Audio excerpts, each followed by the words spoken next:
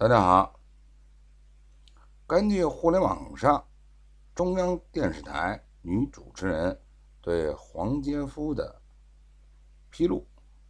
黄杰夫是把张扬和张扬的母亲西月和西月的女儿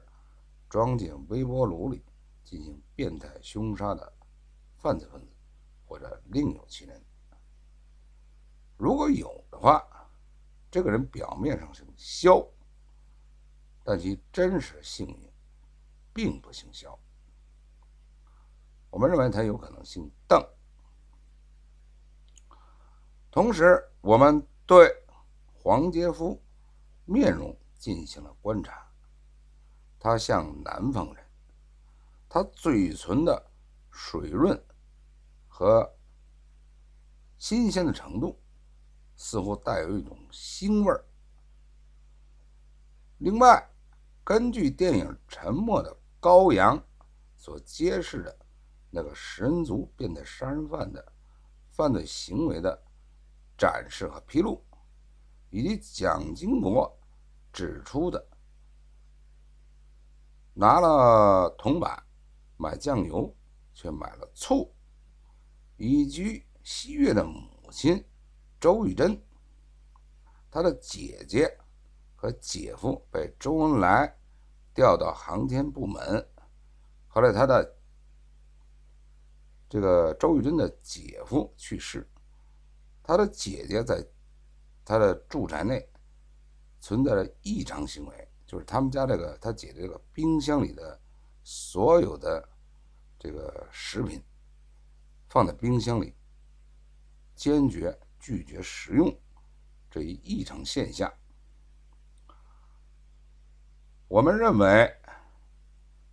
黄杰夫或者某一个姓邓的人，他习惯性的用醋作为佐料食用人肉。同时呢，根据俄罗斯食人族的披露，这种犯罪分子呢，一般把被食用的人体或人体器官存放在冰箱里，而根据沉默羔羊的披露，这种犯罪分子一般曾经有过这样一个现象，就是他把曾经未食用的人的头颅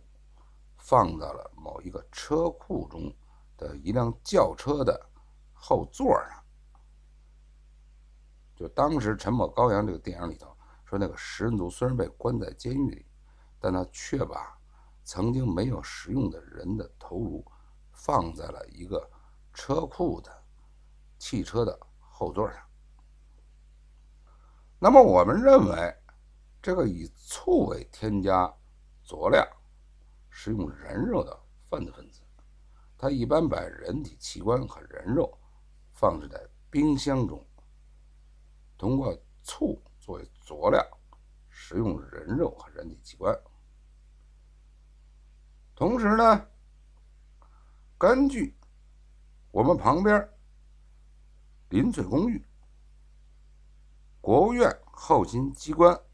的住宅底下有深层次的车库这一现象，我们认为这一食人族可能在这个地下车库的某一辆车的后座上放着2颗人头，是没有吃的，没吃完的。食人族一般把他们要食用的人体器官，特别是头颅